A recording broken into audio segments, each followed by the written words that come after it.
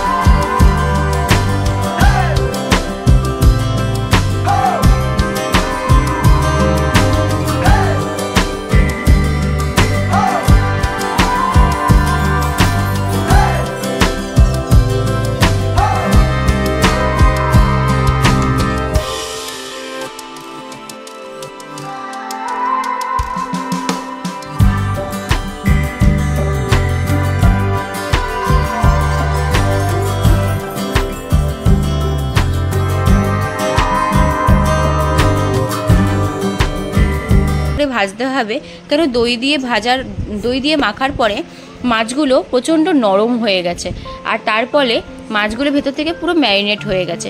এরপরে মাছগুলোকে ভালো করে না ভাজলে ঝোলে যখন মাছগুলো দেবে মাছগুলো ভেঙে যাবে।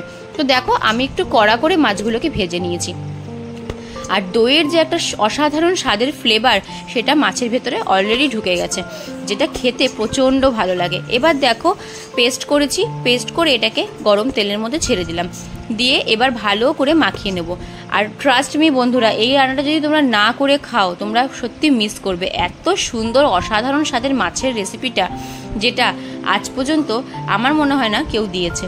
তো ব্যাস, এরপরে ভালো করে মশলাটাকে আরেকবার কষিয়ে নিলাম, মোটামুটি 5 থেকে 6 মিনিট কষিয়ে নিয়েছি। তার মধ্যে দিয়ে দিলাম এবার আলুগুলো, ভেজে রাখা আলুগুলো দিয়ে এবার একটু কষিয়ে নেব। দেখো একদম কষানো হয়ে গেলে একটু সাইড দিয়ে তেল ঝরে আসবে, যেই তেলটা ছেড়ে দেবে এর উপরে দিয়ে দেবো জল। জলটা এখানে আমি উষ্ণ গরম জল ইউজ করেছি। জলটা দিয়ে এবার একে একে মাছগুলো নামিয়ে ফেলবো। এইভাবে মাছের রেসিপিটা তোমরা যদি বাঙালি ঘরে একবার কাউকে করে খাওয়াও, সে একদম বলবে যে তুই কি বানিয়েছিস, জাস্ট ওয়াও। তো এইভাবে মাছের রেসিপিটা অবশ্যই করো, আর আমাকে কমেন্ট করে জানাও যে কেমন লাগলো মাছের রেসিপিটা। তো চলো বন্ধুরা, আজকে তো গরম গরম ভাতের সাথে রাতের ডিনারটা আমি সেরে ফেলবো। আর আপনাদের কেমন লাগলো অবশ্যই কিন্তু কমেন্ট করে জানাবে, আর লাইক সাবস্ক্রাইব শেয়ার করতে কিন্তু ভুলবে না। অসাধারণ স্বাদের মাছের এই রেসিপিটার নাম হলো পোস্ত দিয়ে মাছের কালিয়া। তো কেমন লাগলো নামটা, খুব ভালো লাগলো না? তো চলো বন্ধুরা, একটা লাইক কিন্তু করতেই হবে। এইরকম ছোট ছোট অসাধারণ স্বাদের রান্না দেখতে গেলে লাইক, কমেন্ট আর সাবস্ক্রাইব করতে হবে। তো আজকের রাতের ডিনারটা এই অসাধারণ স্বাদের মাছ দিয়ে সেরে ফেললাম।